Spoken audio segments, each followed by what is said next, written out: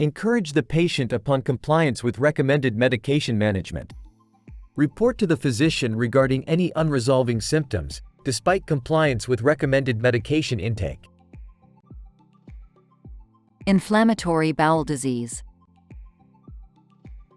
Inflammatory bowel disease is one chronic debilitating condition that our seniors often present with. Inflammatory bowel disease can present in acute relapse of flare-up of symptoms, interspersed with periods of remission. This condition is secondary to abnormal autoimmune response, leading to formation of inflammatory cells that damage the intestinal wall and result in presentation with symptoms. The wall of intestine becomes swollen, inflamed, and develop ulcers in various portions along the length, which can result in symptoms such as intense abdominal pain and discomfort, diarrhea and cramping, intestinal bleed and bloody stools. Documentation for start of care assessment. In individuals with history of the condition, on the initial evaluation, check with the patient or caregiver for any current or recent flare-up of symptoms and associated complications, as discussed above. Check for the effectiveness of current medication regimen. Check for any triggers with potential to exacerbate the symptoms in your patient and educate the patient and caregiver on the same. Though the major cause for inflammatory bowel disease was identified to be immune malfunction, some lifestyle factors, as mentioned below, are believed to trigger new bouts and worsen the presenting symptoms of inflammatory bowel disease. Chronic smoking. History of prolonged intake of NSAIDs and oral contraceptives. Exposure to chronic unresolved stress.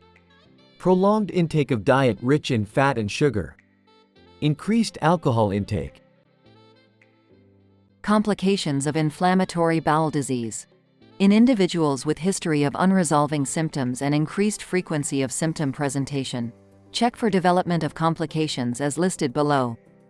Chronic recurrent inflammation leading to weakened intestinal walls. Weakened intestinal walls establishing unusual connections, fistulas, with neighboring body parts. These fistulas may harbor bacteria and become pockets of infection.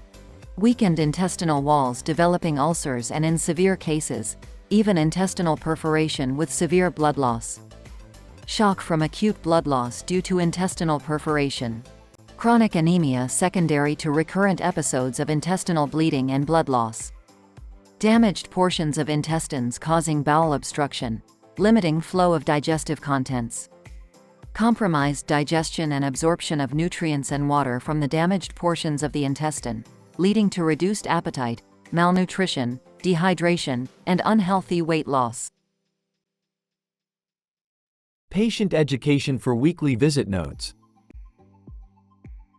Over the episode timeframe, encourage and educate the patient or caregiver on controllable lifestyle factors, as listed below, which can help prevent flare-up of inflammatory bowel disease, adherence to smoking cessation, limiting use of NSAIDs, compliance with measures for effective stress management, such as exercise regimen, deep breathing and relaxation, having restful sleep.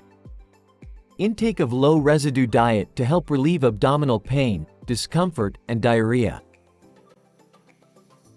High-residue foods, such as fresh fruits and vegetables, can add bulk to the stool, increase stool volume, and cause extreme discomfort.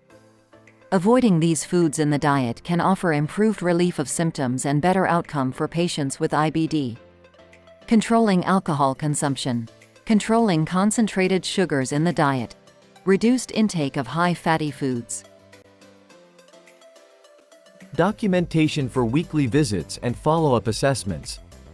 On all follow-up visits and assessments, document any recent onset and exacerbation of inflammatory bowel disease symptoms since the last home health visit and over the episode. Over the episode, summarize any patient presentation with complications of inflammatory bowel disease, as mentioned above.